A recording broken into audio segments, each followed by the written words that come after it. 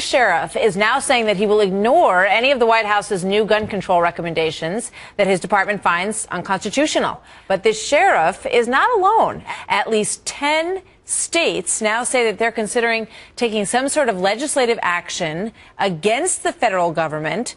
Those states span the nation, from Oregon all the way to South Carolina. Many sheriffs are now calling for action, like Lynn County, Oregon Sheriff Tim Mueller. Sheriff, welcome. Good to have you here today. Good morning, Martha. Talk to me a little bit about your process of thinking this through. You know, when you started to hear about these executive orders coming down from the president, you know, what kind of action did you take? What became your plan, and how do you back up your ability to carry that out? Well, how it first started was I had a lot of folks in my county asking myself and my deputies, you know, what my position was on, if any, what they termed far-reaching or overreaching gun control laws were established from the feds. And yeah, I made my position known. I tell my deputies that you know, I didn't support anything, any regulations that would infringe upon the constitutional rights of our citizens. Well, when I swore oath to a community, a group of people who live in Jackson County. I swore oath to the Constitution, in which I swore oath also to the Constitution of Kentucky. And in that Constitution is the Second Amendment, and that's what this country is based upon. How can I rightfully, in my own mind and in my heart, come in and take guns away from people when that is their protection? In an area our small, we're in a rural county, we're in a rural area. Sometimes it takes 30, 40 minutes to respond to the remote part of our county to protect our people. They can call on a cell phone and I can say I'm en route. I can be talking to them. A guy kicks their front door. I would rather them be armed and be able to take care of themselves and to, in my mind or my heart, take the guns away from them. So I will not enforce an unconstitutional law against any citizen in Smith County. It just won't happen. I personally believe that the provision in the Second Amendment is the final fail-safe, if you will. An armed society, if you read the Federalist Papers and study the Constitution, you'll see exactly why that is so important. And I believe that there is a goal to ultimately take as many firearms as possible. The differences between the firearms, more often than not, are cosmetic as to what is an assault weapon, that sort of thing. Well, I think the senator's bill also includes guns that will remain legal, not just guns that will become illegal to own. Well, it's just like if you take out part, it's kind of like the Bible. Either you believe it or you don't believe it. The Constitution, either you believe it or you don't. You either live by it or you don't. I think people have tried to compromise it, tried to tweak it, mold it to whatever best suits them financially or for whatever other reason.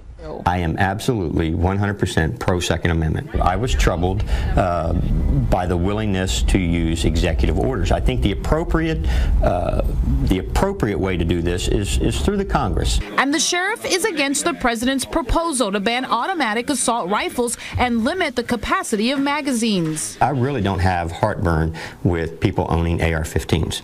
I don't. A 30-round magazine. If you're out target shooting with your AR-15, a 30-round magazine is pretty convenient. Since his letter was posted yesterday on the Sheriff's Department website, he's gotten 10,000 hits and plenty of phone calls. He says he takes the positive with the negative and says the real problem isn't guns, it's something he sees every day inside the jail he runs. I firmly believe that the mental health apparatus in this country is broken. Our county jails have become a dumping ground for the mentally ill. This is not the place for the mentally ill. You know, and I know with the Second Amendment, the way it was designed, you know, was to protect the people from also from the government. And but you know, in protection, it's just like if I'm a bad guy and I'm going to go kick a door, but I know the guy behind that door has a gun, and I go to this other door where I know a guy doesn't have a gun, that's the door I'm going to kick.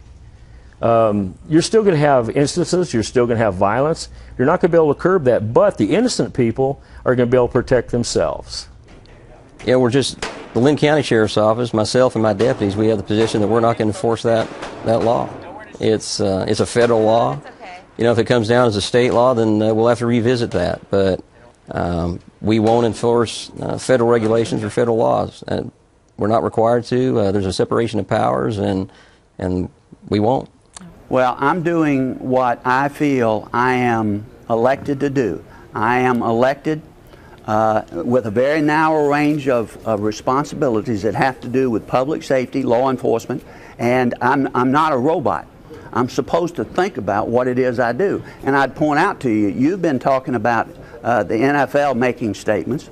I remember then Senator Clinton screaming that she was tired of people saying that it was unpatriotic to criticize the president. All I've done is stood up and expressed my view of this very crucial part of the Second Amendment that I see in an instance of taking advantage of people's grief to pass things that in the final analysis are not in the best interest of the country, and the Second Amendment that is such an important part of protecting this republic.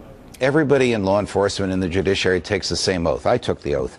It's to uphold the Constitution of the United States. Implicit in that oath is a judgment that each individual makes. Is this order that my superiors have given me? Is this request that my colleagues have asked of me? Is this application that lawyers have made before me consistent with the Constitution? Normally, there is tremendous cooperation between state and local law enforcement on one hand and the feds on the other. And that's for a variety of reasons. They help each other. Sometimes the state has to call in the feds, and the feds have something the states don't, a big fat checkbook. So the feds fund a lot of local law enforcement. Is it a crime for him to refuse to cooperate with the feds? Absolutely not. Does he have the discretion, the lawful ability to refuse to cooperate with the feds? Yes, he does. This is actually a growing movement throughout the country. Local and state law enforcement saying to the feds, those are your laws, you enforce them. Fair. I mean, it's fascinating. I mean, when you look at an executive order, I think most people would assume that that's an executive order, that has to be carried out across all levels of law enforcement in the country. But so the President of the United States cannot tell a local sheriff, a local police officer, a state attorney general what to do. I commend, I applaud local law enforcement when they say to the feds, don't come here. This is our problem, and we'll deal with it. The Constitution means what it says right here. Fascinating constitutional debate, and I know that you're somewhat interested yes. in those. Judge, thank you so much. I'm hung up on this Constitution thing. We love that about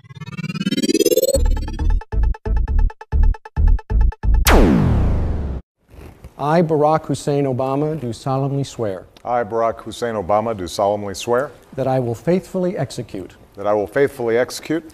The office of President of the United States. The office of President of the United States. And will, to the best of my ability. And will, to the best of my ability. Preserve, protect, and defend. Preserve, protect, and defend. The Constitution of the United States. The Constitution of the United States. So help you God. So help me God. Congratulations, Mr. President. Thank you, Mr. Chief Justice. Thank you so much.